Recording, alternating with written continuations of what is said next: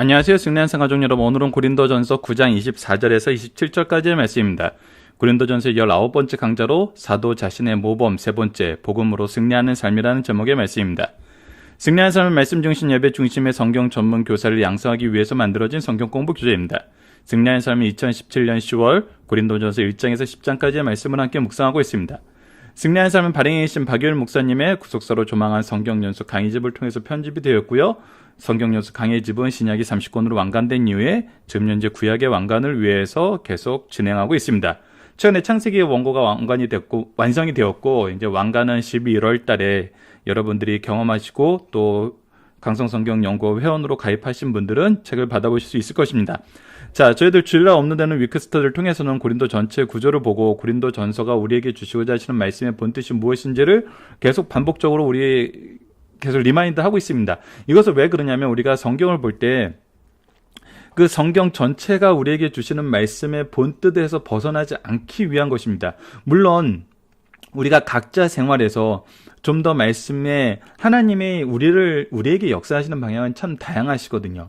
하나님께서는 정말 여러 가지 사람들의 모습과 환경을 통해서도 역사하시고 그분한테 불가능한 것이 없기 때문에 굉장히 다양한 모습으로 나타납니다. 그러나 우리가 항상 주의해야 되는 건 무엇이냐면 고린도 전서를 통해서도 우리에게 나타났던 건 무엇이냐면 우리가 예수 그리스도가 중심이 되지 않고 예수 그리스도께서 우리에게 주셨던 그 질서와 하나님의 구속사적인 역사가 우리 안에서 가장 중요한 키 요소로 중심으로 핵심으로 자리 잡지 않으면은 우리가 폭이 넓어지는 것이 아니라 오히려 좌로나 우로 치우쳐서 잘못된 방향으로 갈 수 있다는 것이죠. 그래서 계속적으로 얘기하고 어제 말씀에서도 강조되었던 것이 무엇이냐면 균형이었습니다. 우리가 균형을 잡는다는 것은 기준을 바로 잡는 데서 시작할 수 있는 거거든요. 우리가 외줄타기를 할 때도 균형을 잡는다는 것은 우리가 우리 몸의 균형, 장대를 의지하든지 뭘 의지하든지 우리 몸의 균형이 가장 중요한 거거든요. 그것이 바로 구속사라는 겁니다. 구속사적인 관점에서 봤을 때 이것이 가장 성경에서 얘기하는 내용을 가장 정확하고 가장 이해하기 쉽고 충돌되지 않는 모습으로 우리에게 가르쳐주고 있다는 거예요. 이 충돌된다는 것은 하나님의 말씀 자체가 충돌된다는 것이 아니에요. 우리가 이것을 가지고 해석을 했을 때 충돌이 안 된다는 거예요.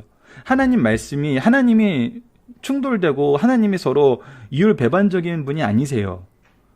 충돌된다고 여기는 것은 우리가 잘못 해석하거나 우리 해석이 어떤 부분에서 균형을 잡지 못했기 때문인데 결국 하나님께서는 그 균형 잡지 못한 것을 지금 해결해 주고 계시잖아요. 그것이 바로 고린도 전서에 나타났던 여러 가지 문제들. 그 문제를 하나님께서 어떻게 복음 안에서 해결시켜 주시는지 사도 바울을 통해서 우리에게 고린도 전서를 통해서 가르쳐 주고 있어요. 그렇기 때문에 우리가 이 구속사적인 측면에서 말씀 전체를 보고 그 안에서 바르게 해석하고 바르게 적용하는 것이 굉장히 중요합니다. 우리는 지금 승리의 삶을 통해서 그 훈련을 해나가고 있는 거예요.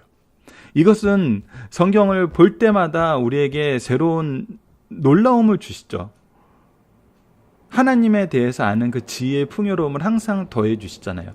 자, 그 내용을 우리가 기억하면서 복음 안에서 우리가 보여야 될 모범은 무엇이고 이것은 어떻게 성취되는가. 자, 이번 주 말씀을 봅시다. 우선 우리 헬라적인 문화에서 지식을 잘하는 것 때문에 지식보다는 사랑이 귀하다고 얘기하면서 지식과 사랑의 균형을 가르쳐줬어요. 조화를 가르쳐줬어요. 그리고 사도 자신이 어떤 모습으로 살고 있고 왜 이 일을 수고하고 있는지를 분명히 보여주면서 이 모든 것은 하나님의 덕을 세우는 거, 하나님의 영광을 위한 것이고 이것은 결국 무엇인 거냐면 복음의 확장을 위한 것이고 그 영혼을 구원하기 위한 것임을 분명히 얘기하면서 이것을 위해서는 우리가 받은 자유, 우리가 받은 어떤 특권을 내려놓을 수 있다는 것이죠. 무엇을 위해서? 복음의 확장을 위해서. 그래서 우리가 기준이 되고 핵심적인 것은 뭐냐면 바로 복음의 확장이었고 이것을 가장 잘 보여주신 분이 예수님이었고 삼위일체 하나님의 구속사적인 역사였다는 거예요. 그래서 우리가 하나님의 말씀을 통해서 하나님의 이해를 하면 할수록 그 하나님의 역사하심과 일하심에 대한 이해가 높아지면 높아질수록 우리가 무엇을 하게 되냐면 하나님처럼 하나님과 동일한 목적을 가지고 하나님과 동행하는 삶을 살 수 있다는 거예요. 그리고 우리가 어려운 일이 있을 때 항상 어떤 방식으로 우리가 일을 해결할 수 있다? 예수 그리스도께서 우리에게 보여주셨던 그 말씀대로 낮은 자를 위해서. 하지만 동시에 우리가 어제 말씀에서 강조되었던 것이 무엇이냐면 그런 자들이 우리의 낮아짐의 섬김, 하나님의 낮아짐을 자기들의 입장에서 판단하고 평가하고 그들의 요구를 위해서 주장하는 어떤 근거로 삼아서는 안 된다는 거. 더 정확하게 얘기하면은 이걸로 인해서 정말 안하무인하면 안 된다는 거. 그래서 질서를 바로 아는 것이 중요하다는 거. 그 얘기를 했었습니다. 자, 오늘 말씀에서는 좀 더 들어갑니다. 좀 더 들어가서 우리로 하여금 무엇을 바라보는 삶을 살게 하냐면 집중하는 삶을 살게 합니다. 무엇에 집중하게 한 삶을 살게 하냐면 바로 구속사의 일꾼으로서의 받은 소명에, 직분에, 사랑의 일을 하는 거에 집중하는 삶을 하게 돼요. 이것은 다시 말해서 우리가 이 고린도후서, 이제 고린도전서 이제 후반부 우리 다음 달에 보면은 더 이것이 구체적으로 나타나는데, 하나님께서 은사를 주시고 이 은사를 일할 수 있는 직분을 주시고, 이 직분 안에서 뭘 하게 하시냐면 사랑의 법을 성취하게 하세요. 이 일을 하는 자들은, 이 은사를 받은 자들은, 이 은혜를 받은 자들은 이 일을 위해서 이것을 통해서 구속사를 계승하는데, 이것은 결국 무엇하는 삶을 살게 되냐면 승리하는 삶을 살게 한다는 겁니다. 우리 책 제목처럼 승리하는 삶을 살게 한다는 거예요. 그 승리하는 삶을 사는 사람들은 무엇에 집중하냐면 바로 이 구속사를 계승하는 일에 집중한다는 거예요. 마치 누구처럼? 운동하는 사람들처럼. 자, 봅시다. 24절. 운동장에서 다름질하는 자들이 다 달릴지라도 오직 상을 받는 사람은 한 사람인 줄을 너희가 알지 못하느냐? 너희도 상을 받도록 이와 같이 다름질하라. 자, 운동선수가 최선을 다해서 그 일을 했을 때 그 사람이 상급을 받아요. 근데 이 상급 받는 사람이, 그래서 우리가 무엇을 위해서 노력해야 되냐면 그냥 우리가 취미 생활하는 것이 아니잖아요. 이것은 우리가 정말 사도 바울의 모습, 어제의 설명처럼 모든 자유를 내려놓고 철저하게 그 영혼에게 하나님의 은혜를 전파하는데 쓰임받는 것이 나에게 받은 상이라고 고백할 만큼 이 일은 내 삶에 가장 최우선된 거예요. 그러면 최우선된 사람이 이 일을 하는 것은 이것이 내가 달려갈 길이고 내가 달려갈 경주이기 때문이거든요. 이것을 여러분들 지난 몇 시간 동안 얘기했던 경쟁적인 상황에서 얘기하는 거라고 이해하시면 안 돼요. 왜 그런지 25절에 나타납니다. 왜 이게 운동하는 자들이, 상 받는 자들이 한 사람이라고 얘기하면서 이 일에 최선을 다하고 얘기하냐면 바로 25절 때문이에요. 이기기를 다투는 자마다 모든 일에 절제하나니 그들은 썩을 승리관을 얻고자 하되 우리는 썩지 아니하는 것을 얻고자 하니라. 결국 우리에게 무엇을 얘기해 주기 위한 거냐면 바로 절제를 얘기해 주기 위한 거였어요. 상 받도록 노력하는 자들은 무엇한다? 절제를 한다는 거예요. 그래서 무엇에 대한 절제냐는 거예요. 무엇에 대한 절제. 이것이 26절에 또 드러나고 있어요. 봅시다. 그러나 나는 다름질하기를 향망 없는 것 같이 아니하고 싸우기를 허공을 치는 것 같지 아니하나니. 이것은 무엇이냐면 분명한 방향성이 있다는 거예요. 우리가 인생을 살아보면서 되돌아봤을 때 항상 가장 감사한 거는 뭐냐면 어떤 분의 지도가, 어떤 분의 코치가 나로 하여금 옳은 길을 가게 했다는 거. 때론 너무 아쉬웠던 게 뭐냐면 내가 이 일을 하기 전에 나에게 정말 좋은 스승이 있었더라면, 나에게 이런 조언을 해주는 분이 있었더라면 내가 이 실패, 이 시간적인 그런 돌아감, 이것을 하지 않았을 텐데. 그러니까 우리가 절제를 한다는 것은 무엇이냐면 우리가 어디로 가고 있다는 거예요. 즉 하나님과 함께 하늘나라의 길을 가고 있다는 거예요. 그런데 우리가 이 이외에도 세상은 여러 가지 삶의 길을 가지고 있어요. 삶의 모습을 가지고, 삶의 목표를 가지고 있어요. 삶의 의미를 가지고 있어요.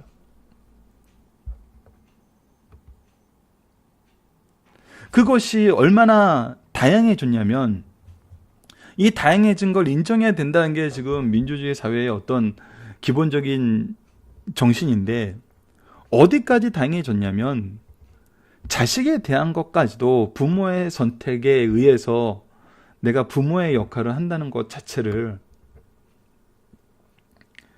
중요하게 생각하지 않고 나의 선택에 의해서 나는 이 자녀의 문제도 내가 선택하면은 내가 돌보지 않을 것을 선택할 수 있다는 그런 자유까지도 용납하는 그런 상태에 왔잖아요. 그러니까 결국은 뭐까지도 용납하는 사회에 왔냐면 죄까지도. 그것이 말하는 죄는 지금 성경에 나와 있는 죄의 기준이 아니라 세상 사람들이 만든 이런 일반적인 죄에 대한 것까지도 자유다라고 얘기할 만큼 계속 이어져 오고 있잖아요. 그리고 그 죄에 대한 그 문턱이 그러면서 어떻게 돼요? 죄에 대한 문턱이 높으면서 이것은 자유다라고 얘기하면은 이 죄에 의해서 다 걸러지기 때문에 그나마 정화 기능이 있죠. 근데 어떻게 해요? 계속 이걸 낮춰요. 계속 깎아내려요. 그래서 죄였던 것이 뭐가 돼요? 죄가 아닌 게 되어버려요. 무엇란 이름으로? 자유란 이름으로. 근데 이것이 우리 신앙생활에도 굉장히 자리 잡고 우리 가정에도 자리 잡게 된다는 것이죠. 우리 교회에도 자리를 잡고.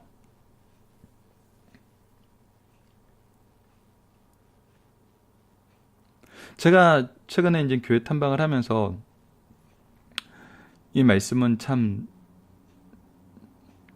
어떻게 보면은 드리지 않는 것이 좋을 수 있는데 예전에도 한번 얘기를 했는데 더 이상 주일 성수를 하자라는 얘기를 할 수 없는 교회들이 있어요. 그게 지금 현재 교회의 모습이거든요. 왜 그러냐면 보통 한국 교회들은 주일날 3번의 예배를 드립니다.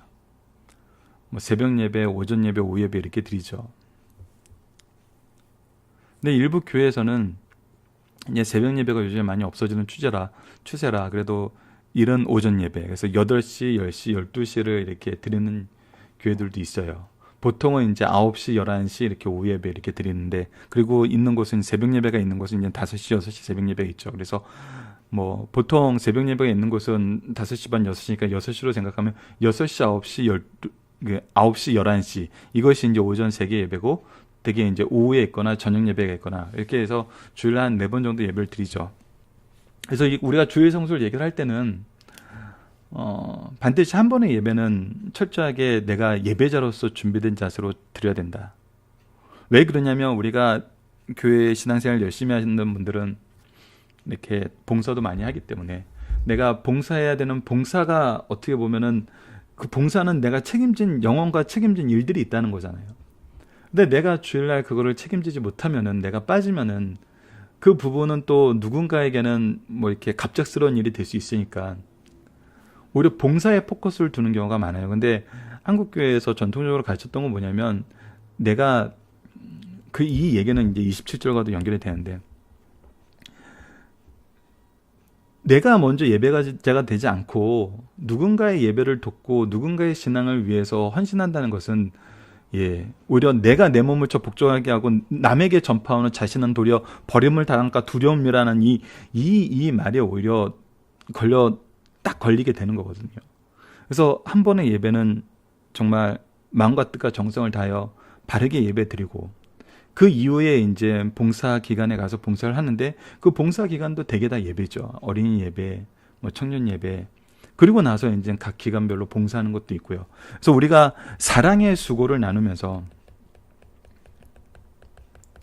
정말 이 주일 하루가 어떤 날이 되냐면 우리가 예수 그리스도의 이름으로 예수 그리스도를 머리 삼음으로써 한 몸의 지체가 됨을 정말 풍성히 경험하고 돌아가는 날이잖아요.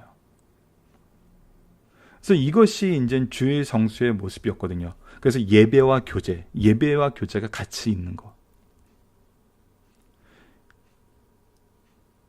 이것이 이제 우리 주일의 모습이었어요. 그래서 주일 성수의 모습이었어요. 그래서 예배와 교제. 근데 이 교제는 단순히 얘가 먹고 마시는 이런 교제가 아니라 말씀의 교제, 기도의 교제, 찬양의 교제, 그리고 위로의 교제, 그리고 축하의 교제. 이 모든 것이 일어나는 거거든요. 그래서 이것을 이제 어떻게 운영하느냐에 따라서 어떻게 교회가 제가 경영학을 하다 보니까 가끔 이런 얘기하는데 이것을 어떻게 배치하느냐에 따라서, 이 배치는 또 이제 경영학적 용어로는 조직화하느냐에 따라고 조직화를 얘기할 수도 있는데, 냐에 따라서 때로는 봉사자들만 너무 혹사당한 경우가 있고, 너무 이렇게 내용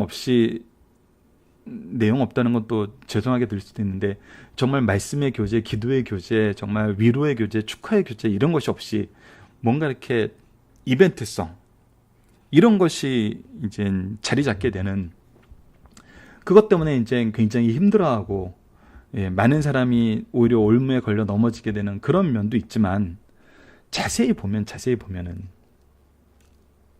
이 주일 성수라는 이 말 안에는 무엇이 있냐면, 정말 말씀과 예배와 교제를 통해서, 교제도 말씀의 교제, 기도의 교제, 찬양의 교제, 위로의 교제, 축하의 교제, 이 모든 것이 다 들어있는 거거든요. 이것을 통해서 우리가 예수 그리스도의 지체됨을 확인하는, 그래서 우리가 몸이 같이 어느 방향으로 움직이냐면, 그러니까 하나 되는 것만 느끼는 것이 아니라, 하나 돼서 가만히 서 있는 것이 아니라, 이것이 어떤 방향성을 가지고 움직이는 걸 느끼는 거거든요.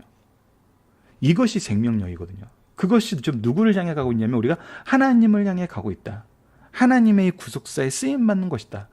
이것을 우리가 느끼는 것이 바로 주의 성수거든요. 경험하는 것이 주의 성수거든요. 이 안에서 필연적으로 우리가 경험하는 게 무엇이냐면, 하나님의 준비하심과 하나님의 축복이란 거죠. 그래서 주의 성수라는 말이 굉장히 성경적으로 중요한 말이에요. 없는, 성경에 써있지 않지만 굉장히 중요한 단어예요. 그런데 우리가 이 주의 성수까지도 어떻게 절제를 하냐면, 1, 2, 3부 예배가 동일한 말씀, 동일한 내용으로 동일하게 드려져요. 물론 봉사자들은 바뀌죠.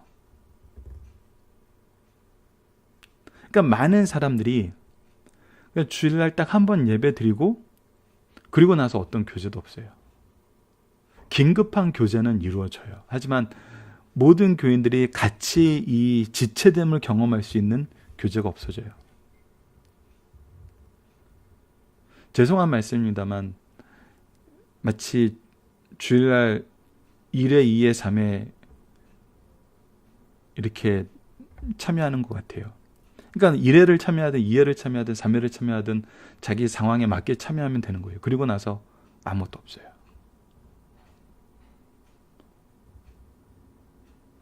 이것은 우리가 너무나 많은 것을 자유롭게 냈던 거죠. 주일 성수라는 그 안으로 들어오게 하는 것이 아니라, 주일날 한 지체가 돼서 우리가 한 몸으로 하나님의 일을 향하여 나아간다는 이 부분에 우리가 집중하도록 하는 것이 아니라, 그래서 다른 일을 절제시키는 것이 아니라 오히려 예배를 절제시키고 향방 없는 것 같이 허공을 치는 것 같은 일을 하고 있다는 거예요. 그래서 이것이 정말 중요한 거거든요. 그리고 사도 바울이 분명히 이 부분에 대해서 얘기를 하면서 무엇을 얘기를 하냐면, 내가 내 몸을 쳐, 27절 아까도 잠깐 같이 나왔잖아요. 내가 내 몸을 쳐 복종하게 함은 내가 남에게 전파한 후 자신은 도리어 버림을 당할까 두려워함이니라. 이것이 실제 현장에서 있어요, 여러분들.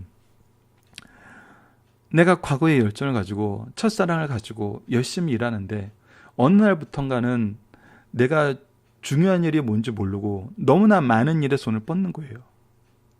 절제하지 못하는 것이죠. 그러다 보니까 향방 없는 것 같이 허공을 치는 것 같은 일이 있어요. 그런데 여전히 나의 수고를 통해서 나와 함께 교제하는 사람들 중에는 은혜를 받는 사람이 있고 변화받는 사람이 있어요. 그리고 때로는 은혜 받고 변화받는 사람들 때문에 내가 그래도 여전히 잘하고 있구나라고 착각하는 경우가 있을 수 있거든요. 근데 아닐 수 있다는 거예요. 아닐 수 있다는 거죠. 그래서 내가 항상 내 몸을 쳐 절제하며 복종하는 일에 우선되어야 된다는 거예요. 사도들이 초대 사도행전 초기에 예루살렘 교회에서 얘기했던 것처럼, 나는 기도와 말씀 전하는 일에 전념하기 위해서 일꾼들을 세우겠다는 그것과 같죠. 그런데 그 일꾼들이 세워져서 구제하는 일에 쓰임 받았지만 그 구제하는 일에 쓰임 받는 모습을 보면은 정말 놀랍지 않나요? 그들이 구제하는 일에 더 잘할 수 있었던 것은 사도들보다 그 각각의 그룹, 자 보세요. 잠깐 그림을 그리면 처음에는 작은 파였어요. 작은 교회였어요. 그래서 내가 이 구성원들 다 알아요. 그래서 이 구성원들을 먹이기에는 저 혼자서도 괜찮았어요. 근데 예루살렘 교회가 어떻게 됐어요? 확대됐어요. 내가 아는 그룹은 요 정도예요. 요 정도. 그런데 더 많은 그룹들이 생겨서 이 그룹들을 내가 살필 수가 없는 거예요. 그래서 일반적으로 살폈더니 어느 그룹에서 각자 문제가 이게 튀어나오기 시작하는 거예요. 왜? 내가 잘 모르는 상태에 있으니까. 그래서 오히려 사도들은 일꾼들을 세워서 7집사를 세워서 이 일을 맡긴 거거든요. 각각의 그룹을 맡긴 거예요. 그래서 헬라파 사람들은 헬라파 일꾼들이 케어를 하고 유대파 사람들은 유대파 사람들이 케어를 하고 파라고 하니까 또 파당을 만든 것 같아서 잘못 이해할 수 있겠네요.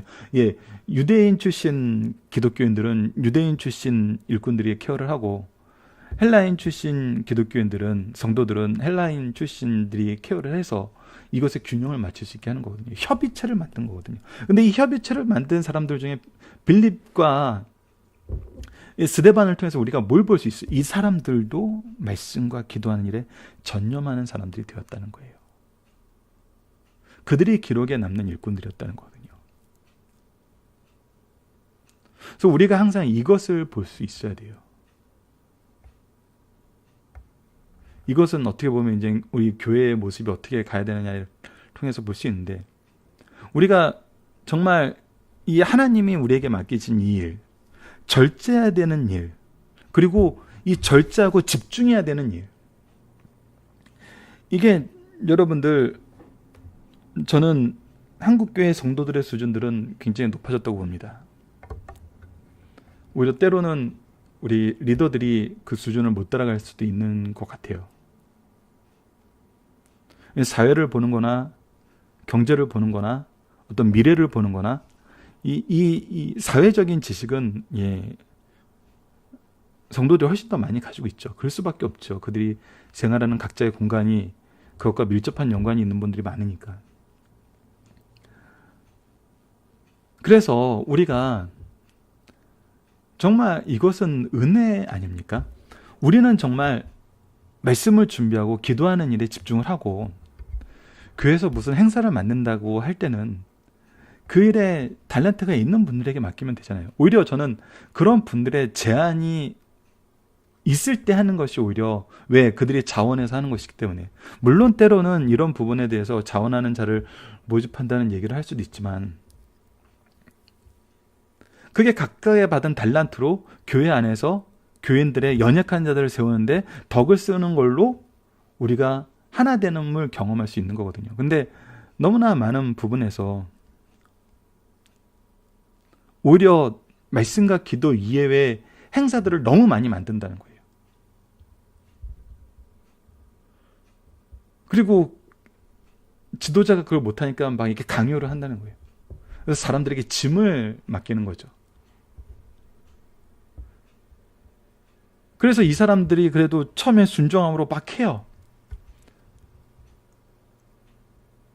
근데 매번 이렇게 짐을 맡겨요. 그래서 어떤 일이 발생하게 되냐면 교회에서 그렇게 열심히 일하던 사람들이 결국 떠나게 되는. 왜? 자기가 감당할 수 없는 짐을 자꾸 맡기고 있거든요. 교회에서. 저는 이것 또한 교회가 절제하지 못하는 부분의 하나라고 봅니다. 그래서 정말 절제한다는 건 뭐냐면 우리가 복음을 계승하는 일에 집중하는 거거든요. 말씀과 기도에 집중하는 거거든요. 예배에 집중하는 거거든요. 이것을 위해서 우리가 준비를 해야 된다는 거예요. 이것을 위해서 우리가 헌신을 해야 된다는 거예요. 그리고 이 일에 헌신하는 자들이 온다는 거예요. 내가 막 짐을 맡기려고 그러면 안 돼요. 한 목사님이 저에게 그 얘기를 하더라고요. 굉장히 열심히 하는 부부가 있었는데 그분들을 좀 많이 의지했대요. 저는 이 의지했다라는 것이 또 해석적 단어라고 보는데 많은 일을 맡기신 거죠. 결국은 떠나시더래요. 근데 그 떠남으로 인해서 굉장히 많이 상처를 받았다 그러시더라고요. 왜냐하면 자기는 굉장히 사랑으로 양육했다고 생각을 했고 많은 것을 도와줬다고 생각을 했는데 떠남이 참 안타까운 거거든요. 그래서 목사님들 사이에서는 불문율처럼 내려오는 얘기가 있죠. 성도를 의지하지 말고 그리스도만 의지해라. 사람을 의지해서는 안 된다.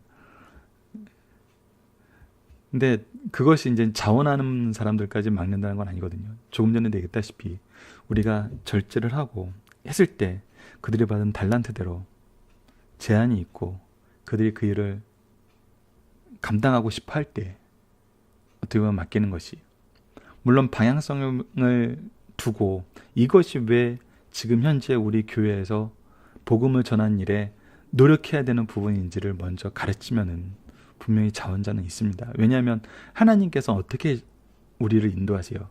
미리 준비하셔서 인도하시잖아요. 근데 이 미리 준비함에 가장 놀랍게 드러나는 것 중에 하나가 뭐냐면 바로 일할 일꾼들을 준비해서 우리에게 보내주신다는 겁니다. 그래서 여러분들이 리더라면은 분명히 하나님이 기뻐하시는 일을 하실 때에는 준비된 일꾼을 보내주십니다. 그것은 우리의 믿음의 선배들이 항상 증언했던 거예요. 박윤일 목사님도 항상 이 부분에 대해서 증언했던 거고 저도 이 부분에 대해서 증언할 게 너무나 많아요. 필요할 때는 항상 하나님께서 필요한 분을 보내셨어요. 그리고 여러분들이 성도라면은 나를 이 교회에 보내신 이유는, 나를 이 자리에서 나의 리더와 만나게 한 이유는 바로 이 일을 위한 하나님의 준비하심이 있구나 라고 고백할 수 있을 때 여러분들은 그곳에서 하나님의 구속사의 중심인물로 쓰임받는 겁니다. 그랬을 때 우리는 교회의 하나됨을 경험하고 우리의 육체적인 이 지체로서의 하나됨이 생명력을 가지고 하나님 나라로 향해 가는 하나님의 구속사의 중심 교회로, 중심 가정으로, 중심 인물로 쓰임받는 그것을 경험할 수 있는 것입니다. 이것이 우리의 증거죠. 우리의 은혜의 증거예요. 우리가 상 받았다는 증거입니다. 자, 본문 묵상하기를 보도록 하겠습니다. 사도 바울은 복음의 사역에 왜 경주하는 자에 비유했습니까? 이것에 절자여 집중해야 되기 때문이죠. 사도 바울이 복음 사역적 경계하는 것은 무엇입니까? 오히려 내가 버림을 받을까 두려워하는 거예요. 내가 버림을 받아서는 안 되죠. 우리 리더분들이 항상 주의해야 되는 것은 바로 이 부분입니다. 자, 중심사를 보도록 하겠습니다. 바울 사도는 양심의 자유와 사랑의 위대성을 전하면서 9장에서는 자기 자신이 큰 특권과 지식을 가지고 있으면서 또 그것의 행사를 보류했다고 말하고 있어요. 우리가 어제까지 계속 이 부분을 살펴봤습니다. 사랑을 실천하는 것을 강조하고 있어요. 특별히 그는 복음을 전할 때 값없이 전하고 자신에게 있는 권리를 다 쓰지 않고 모든 사람의 종이 되기를 원했다고 얘기하고 있어요. 이제 성도는 경기자의 입증에서 썩지 아니할 멸관을 얻고자 경주하고 있음을 말합니다. 성경에서는 성도의 삶을 상징적으로 표현할 때 다음 4가지 비유를 우리에게 자주 소개하고 있어요. 첫 번째는 건축자의 비유로 고린도전서와 마태복음에 나와 있어요. 터는 예수님이요 그 위에 금이나 은이나 보석이나 나무나 풀이나 짚으로 집을 지으면 각 사람의 공적이 나타난다고 했어요.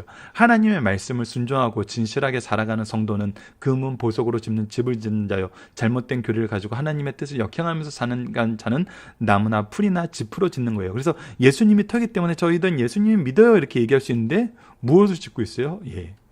하나님의 말씀도 아니고 하나님의 기준도 아니고 하나님의 질서도 아니고 하나님의 뜻도 아닌, 결국 다 동일한 말이지만 말씀에 기초하지 않은 자기 복음을 전하고 있다는 거거든요. 그거는 복음이 될 수 없죠. 자기 의사를 전하고 있는 거거든요. 자, 두 번째는 농부로 비유했습니다. 마태복음 갈라디아서에 있는데 인생산의 삶은 씨를 뿌리고 거두는 것과 같아요. 우리들이 지금 생각하는 것, 말하는 것, 행동하는 것 하나하나가 심는 것과 같아 나중에 그 열매를 거두게 된다는 거예요. 오늘 심는 것을 내일 거둘 수 있고 젊어서 심은 것을 늙어서 거두기도 하며 심은 것 중에 자신이 거두지 못한 것은 자녀가 거두거나 다른 백성들, 제자들이 거둘 수도 있어요. 특히 영적으로 신자의 삶은 천국을, 불신자의 삶은 지옥을 거두게 됨을 강조해줘요. 군사로서의 비유예요. 디모데후서와 예배소서에 나오는데 사람의 사는 것은 하나의 전쟁에 비유하고 현대인들도 입시전쟁, 수출전쟁 등 모든 삶을 전쟁에 표현하고 있어요.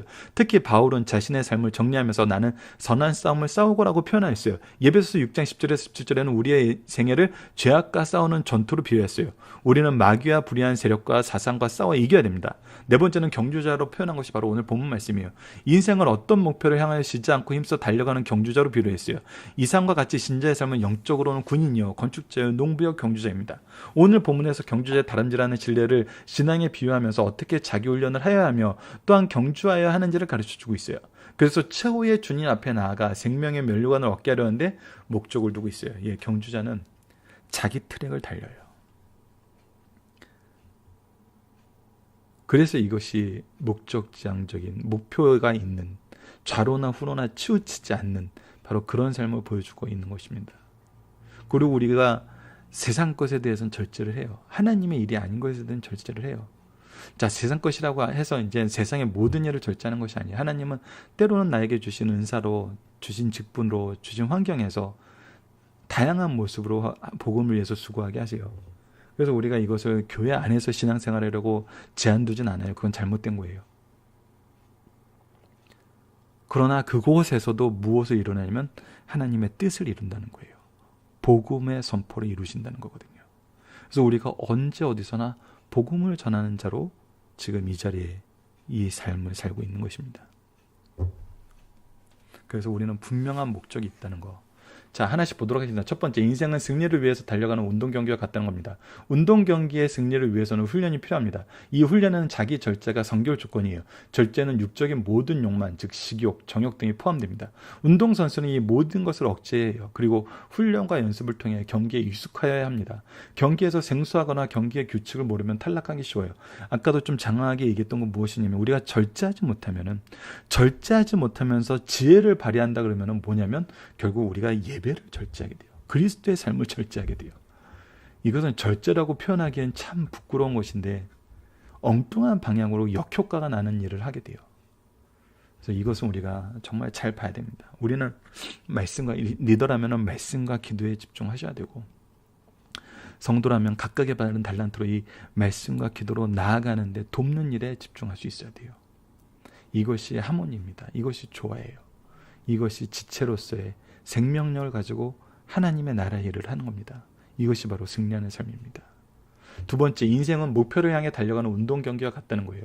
우리의 인생은 방향 없이 달리지 않고 목표를 향해 달리고 있어요. 이 목표는 자주 변경되지 않고 초지일관하여야 됩니다.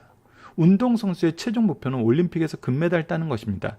성도들의 최종 목적은 우리 삶을 통해서 하나님 나라가 세워지고 하나님께서 영광 받으신 일이에요. 그래서 우리가 이 일에 집중해야 된다는 거예요. 그래서 집중을 얘기해 주는 거예요. 이 운동선수는. 경쟁을 얘기하는 것이 아니에요. 이 분명한 목적 외에는 아무것도 없다는 것입니다. 세 번째, 인생의 영적 싸움에서 승리하는 성도가 되어야 된다고 합니다. 성도는 늘 자기를 성찰해야 하며 성령을 의지해야 합니다. 신령한 영적 경기는 인간의 힘으로만 할 수 없어요. 성령의 힘을 의지해야 합니다. 또 영적인 문제인 싸움이라도 격렬해질 때 인간의 본성이 드러나 범죄하게 됩니다. 그리하면 싸움에는 승리하여도 천국에 이르지 못해 버림받을 수 있어요. 이 부분이 바로 우리가 주의해야 되는 부분이에요. 영적 전쟁에서 건강하게 최후 승리자가 될 것을 가르쳐주고 있는 말씀입니다. 살펴보기 정답 여러분들 카페를 통해서 확인해 주시고요. 적용합니다. 현재 삶에서 우리가 복음을 위한 경주자로 절제해야 되는 것은 무엇입니까? 예, 사실 너무나 안타까운 것은 현대 우리가 교회를 보고 성도의 신앙생활을 보고 우리 가정의 모습을 보면서 가장 안타까운 것은 뭐냐면 말씀과 기도의 절제가 너무 심하다는 거예요. 근데 말씀의 기도가 잘 이루어지지 않는 것을 보면은 너무나 많은 다양한 것에 집중을 해요.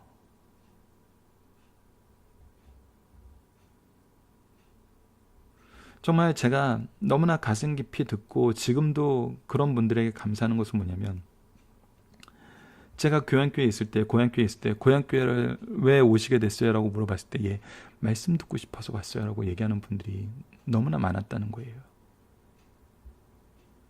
그 얘기는 뭐냐면, 지금 현대사회가 말씀에 대한 갈급함을 채워주지 못하는 정말 이러한 일에 빠지고 있는데, 왜 교회가 이러한 일에 빠졌냐는 거예요. 너무나 많은 다양한 일이 있어요. 목회자가 교회 현장에서 주일날 예배를 드리는데도, 예배를 준비하는데도 참여해야 될 회의가 너무 많아요. 저는 현재 이것을 굉장히 많이 생각하고 연구를 하고 있어요. 우리가 정말 말씀에만 집중하는 삶을 살아볼 수 없을까? 여러분, 지금 현재 논의 단계지만 여러분들이 같이 기도해주고 같이 이제 이 일이 있을 때 동참해 주셨으면 하는 게, 정말 저도 그립더라고요. 1년의 삶 중에 정말 말씀에 집중할 수 있는 그런 주간이 일주일만이라도 있었으면 참 좋겠다라는 생각을 되게 많이 해요. 단 일주일만이라도 정말 이 말씀에 집중하고 우리 삶을 하나님 앞에 내려놓고 하나님의 말씀의 기준으로 살펴보는 시간이 있을 수 없을까? 그래서 이것을 지금 준비하면서, 지금 이거는 굉장히 많은 분들의 협력과 또 기도가 있어야 되기 때문에, 지금 연구소와 또 이제 지금 현재 방송되고 있는 이 승리하는 삶을 통해서 이것을 어떻게 구현해 볼 수 있을까 했을 때, 이전에 이제 박유일 목사님하고 얘기를 나눌 때, 성탄절 이후 송구영신 예배까지 딱 일주일이 세상적으로도 굉장히 분주하지만 알게 모르게 지금 현재 문화는, 예, 조직 문화 안에서 이 시간을 많이 보내는 것보다는, 예, 개인이 가정과 함께 이 시간을 보내는, 예, 그런 문화로 많이 변화되고 있거든요, 한국도. 그래서 어떻게 보면 이 일주일을, 우리가 한 해를 마무리하고 새해를 시작하는 이 일주일을 말씀의 훈련의 기간으로 삼아보면 어떨까, 그런 얘기를 한번 나눠본 적이 있어요. 그래서 올해는 이미 이제 저희들이 준비된 스케줄이 있어서 승리하는 삶을 구성을 했는데, 내년에는, 예, 이 일주일을 특강 형식으로 해서 이 다양한 이 신앙적인 문제나 교육적인 내용에 대한 컬럼이나 다양한 내용들을 이 일주일 부분에 포진을 하고, 이때는 이제 이렇게 온라인 강의뿐만 아니라 오프라인에서도 여러분들을 만나고 교회 현장에서의 어려움과 기도의 문제와 말씀 연구의 문제와 제자 양육의 문제와 자녀들의 문제와 여러 가지 건강의 문제와 사회 문제, 이 모든 것을 한번 나눠볼 수 있는 그런 일주일간의 이제 워크숍이라면 워크숍, 아니면 우리의 말씀의 축제 같은 그런 시간을 한번 만들어 볼까 합니다. 그래서 내년도부터 2018년도 이제 성탄절 이후에 새해가 이루는 그 일주일을 우리가 한번 이것을 같이 준비해 보면 어떨까. 그래서 우리가 세상 것은 정말 절제하고 오직 말씀과 기도를 나눌 수 있는 그런 일주일을 한번 준비해 볼까 합니다. 이 일을 위해서 여러분들의 기도와 또 여러분들의 관심, 협력 부탁드리겠습니다. 자, 말씀을 기초로 기도하기를 통해서 마치겠습니다. 하나님, 우리가 신앙생활을 하면서 리더로서 성도를 리드할 때 복음의 사역보다 부수적인 여러 가지 일에 분주하여 경주에 집중하지 못함을 고백합니다. 세상이 좋다고 생각하는 것, 사람들이 좋다고 생각하는 것, 시대가 좋다고 생각하는 것에 집중하는 것이 아니라 오직 복음을 위해, 하나님의 영광을 위해 다른 것을 절제하며 열심으로 나아가게 하여 주소서. 합당한 열매로 영광 돌리게 하여 주소서. 예수님 이름으로 기도드립니다. 아멘.